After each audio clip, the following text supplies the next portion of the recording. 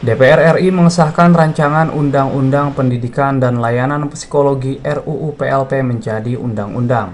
Dalam rapat paripurna DPR RI ke-28, masa persidangan 5 tahun sidang 2021-2022 di Gedung Nusantara pada Kamis 7 Juli 2022. Wakil Ketua Komisi 10 DPR RI Hetifah Saufudian mengatakan, RUU PLP dulunya bernama RUU Praktik Psikologi, bertujuan untuk meningkatkan kualitas pendidikan psikologi, layanan psikologi, daya saing sumber daya manusia, dan kesejahteraan psikologi. Selain itu, RUU PLP juga bertugas untuk menata dan memberikan kepastian proses, serta tahapan penyelenggaraan pendidikan. RUU ini menata dan memberikan kepastian proses serta tahapan penyelenggaraan pendidikan bagi para psikolog melalui pendidikan akademik dan pendidikan profesi, baik psikolog yang berpraktik memberikan layanan maupun psikolog sebagai ilmuwan. Hal ini diharapkan akan berdampak langsung terhadap layanan psikologi yang optimal. Dalam kesempatan itu, Menteri Pendidikan, Kebudayaan, Riset, dan Teknologi Nadiem Makarim mengatakan, telah berkoordinasi dengan sejumlah kementerian seperti Kementerian Sosial, Kesehatan, serta Hukum dan HAM untuk menyetujui RUU PLP menjadi undang-undang. Nadiem berharap adanya RUU PLP dapat memberikan peran yang seimbang dan saling melengkapi antar penyelenggara pendidikan psikologi, organisasi profesi, serta pemerintah sebagai regulator dalam perwujudan layanan psikologi yang berkualitas dan merata. Atas nama pemerintah, saya menyetujui dan mendukung pengesahan rancangan Undang-Undang Pendidikan dan Layanan Psikologi. Sebagai langkah tindak lanjut, kami akan melakukan koordinasi dalam pemerintah untuk menyusun peraturan turunan dari undang-undang ini. Adapun 5 isu krusial yang dibahas dalam RUU PLP yakni layanan praktik psikologi pendidikan dan tenaga psikolog, tata kelola penjamin mutu, kemitraan pembiayaan, serta organisasi profesi. Dari Jakarta, Maria Cicilia, Rio Faisal, Kantor Berita Antara, mewartakan.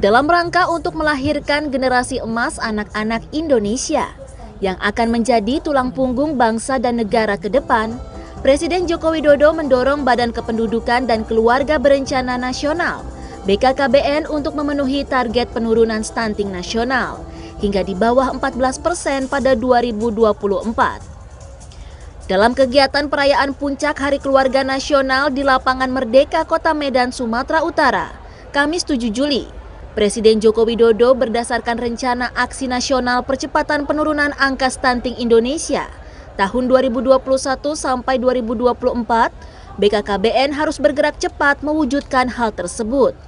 Salah satunya melalui kolaborasi dengan semua pihak. Selain mengandalkan 200.000 lebih tim pendamping keluarga dan telah dibentuknya tim percepatan penurunan stunting dari tingkat nasional hingga desa, serta berkolaborasi dengan stakeholder lainnya, menurut Presiden seharusnya target nasional di bawah 14% bisa tercapai. Presiden menegaskan kualitas sumber daya manusia sangat menentukan maju atau tidaknya sebuah negara. Dan itu semua dimulai dari para calon pengantin atau pasangan yang akan menikah. Sehingga kualitas gizi harus dicek sebelum hamil dan saat melahirkan bayi. Oleh karenanya, pemerintah akan mengevaluasi angka penurunan stunting secara berkala per provinsi hingga 2024, sehingga pencapaiannya dapat terukur secara nasional. Boleh visinya baik, boleh mempunyai anak lagi, dan yang paling penting menyiapkan pendidikannya agar menjadi SDM generasi penerus yang berkualitas. Sementara itu, Kepala BKKBN Wardoyo mengatakan, untuk mencapai angka di bawah 14%, pihaknya telah mengupayakan sejumlah langkah, seperti pelayanan 1 juta akseptor yang telah melebihi 1,2 juta, memberdayakan secara intensif 200.000 lebih tim pendamping keluarga, yang terdiri dari bidan, kader keluarga, dan unsur PKK. Indonesia mendapatkan kehormatan dan kebanggaan yang luar biasa karena dengan keberhasilan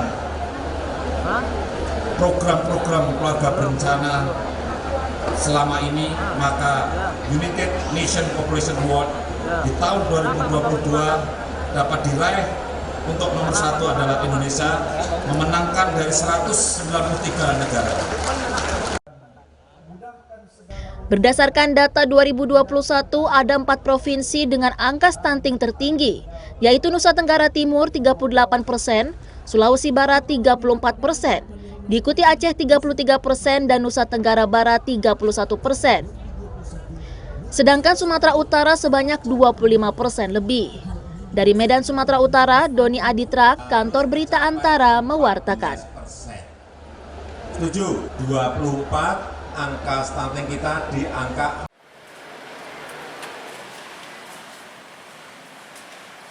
Rencana Pertamina menerapkan pembelian BBM bersubsidi agar tepat sasaran dengan menggunakan aplikasi, mendapat tanggapan dari berbagai pihak. Salah satunya pakar ekonomi energi UGM Yogyakarta, Fahmi Radi. Kepada Antara Rabu 6 Juli 2022, Fahmi mengatakan penggunaan aplikasi My Pertamina untuk saat ini dirasa belum tepat dan tidak efektif untuk mencapai tujuan agar subsidi tepat sasaran. Menurut Fahmi, aplikasi My Pertamina berbasis pada penggunaan piranti teknologi informasi. Sementara itu, tidak semua masyarakat yang berhak menerima BBM bersubsidi mempunyai akses tersebut, seperti contohnya kepemilikan email. Selain itu, Fahmi juga mengevaluasi kriteria penerima BBM bersubsidi belum jelas. Pemilik mobil lama atau tua dengan CC 2000 ke atas tidak berhak mendapat subsidi. Sementara saat ini banyak mobil mewah yang CC-nya justru di bawah 2000. Pemilik mobil 2000 ke atas misalnya. Nah, kalau seperti itu kan banyak juga misalnya pemilik mobil tua yang 2000 ke atas yang harganya murah, pemiliknya itu juga mestinya berhak memperoleh subsidi. Tetapi karena mobil yang dimiliki 2000 cc ke atas, maka dia nggak memperoleh subsidi. Sebaliknya, pemilik mobil mewah yang cc-nya ada 1500 kan banyak itu ya. Harganya mahal dan pemiliknya mestinya tidak berhak. Tapi karena kriterianya tadi, maka kemudian dia berhak. Nah, ini kan apa? Tidak adil gitu loh. Tidak adil yang disebabkan karena suatu sistem yang tidak efektif untuk diterapkan tadi. Agar BBM bersubsidi tepat sasaran, Fahmi mengusulkan perlu dibuat peraturan menteri dengan kriteria sederhana tanpa pemakaian aplikasi. Seperti menetapkan yang berhak membeli BBM bersubsidi adalah pengguna sepeda motor dan kendaraan angkutan umum baik orang maupun barang berplat kuning. Dari Sleman, Daerah Istimewa Yogyakarta, Imam Prasetyo, Kantor Berita Antara, mewartakan.